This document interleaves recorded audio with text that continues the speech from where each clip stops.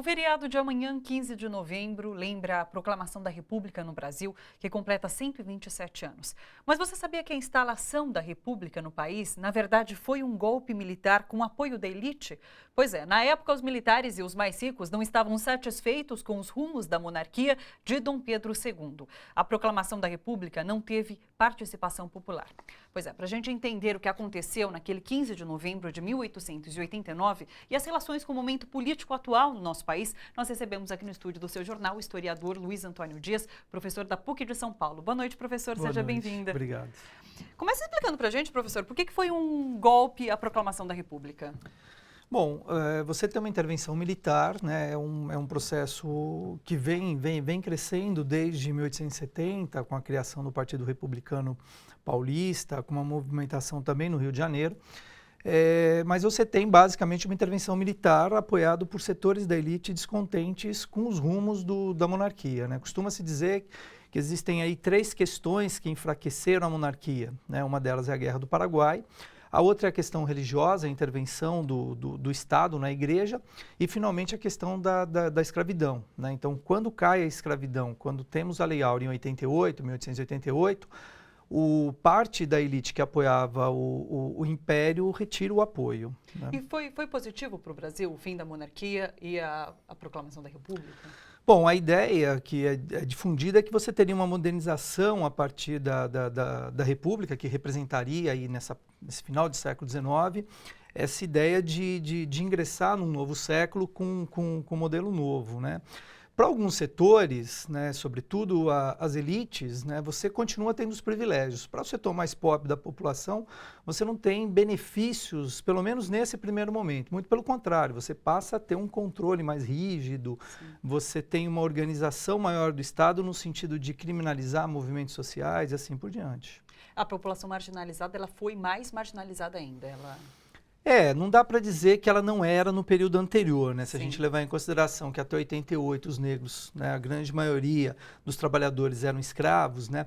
É que a República é como se ela instrumentalizasse, né? Então, por exemplo, com a implantação da República, as greves são proibidas. Não que antes elas tivessem mais facilidade, muita sim, facilidade. A organização de trabalhadores é proibida, você tem um forte processo, sobretudo no Rio de Janeiro, que é a capital, um forte processo de reorganização urbanística, os cortiços são postos abaixo, você tem medidas, digamos, de controle social mais efetivas, mais intensas e legalizadas, né, com uma legislação nesse sentido. Então, a população mais pobre, sobretudo nesse início de república, essa população não tem benefícios e ela percebe isso, né, que ela não é beneficiada por essa república. Sim. Né? E tirando a participação da elite e dos militares nessa proclamação, qual foi o papel da grande parte da população? Olha, como é uma mudança, e toda mudança você pode até criar uma expectativa, então não dá para afirmar que toda a população estava descontente ou estava apática com relação à República. Mas o fato é que a participação popular é muito pequena, né? Seja pelo fato, pela estrutura, a forma como se organiza, que é efetivamente, né, um golpe militar, uma intervenção militar, e nas intervenções militares a participação popular quase sempre é muito pequena nesse tipo de manifestação. Por outro lado, né, muito se dizia na época que a população não entendia que a República era boa para ela. O que a gente percebe nos estudos mais recentes, nos últimos 30 anos, né, pegando uma documentação produzida por esses grupos marginalizados, é que uma parte dessa população mais pobre percebia que a República não era positiva.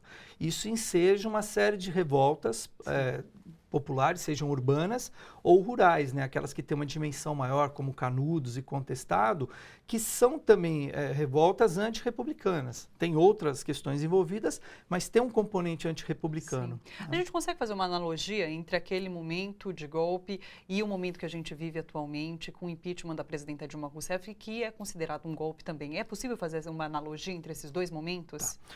Bom, eu acho que em termos de intervenção eles têm diferenças, né? Mas eu acho que dá para pensar algumas semelhanças, guardadas as diferenças históricas de momentos tão distintos, de novo, você percebe na fala, né? O Temer tem se pronunciado muito nesse sentido, dizendo que as pessoas que estão se manifestando são desempregados, desocupados, ou que os estudantes não sabem o que é uma PEC. Então, essa é uma característica das nossas elites, sejam políticas ou econômicas, sempre desqualificar a fala da oposição. Da mesma forma que as elites republicanas, em 1889, diziam que o povo assistiu a tudo bestializado, novamente agora você tem um pouco a disseminação dessa ideia de que aqueles que estão se revoltando contra o governo, estão se organizando contra o governo, eles estão sendo manipulados por alguém e que eles não sabem o que está ocorrendo porque o governo Temer é um governo que veio para resolver os problemas. Então, nesse sentido, lembra um pouco a República. Que né? é a criminalização dos movimentos sociais hoje. Também, né? Você tem um processo de criminalização, você teve recentemente, semana passada, a invasão da escola Florestan Fernandes, né? do MST. Você tem uma ação violenta contra as escolas ocupadas pelos alunos, né, por estudantes. Você teve, em algumas manifestações de rua, também uma ação muito violenta da PM, sobretudo aqui em São Paulo, que, né, como a matéria anterior mostrou, você tem uma PM extremamente violenta. Então, há um processo realmente de criminalização e de bestialização, que é quando você diz que o outro está ali porque ele está sendo manipulado ou por um partido ou por um grupo, enfim. Sim. Né? Professor, muito obrigada pela sua participação. Obrigado, foi um prazer. O prazer foi nosso.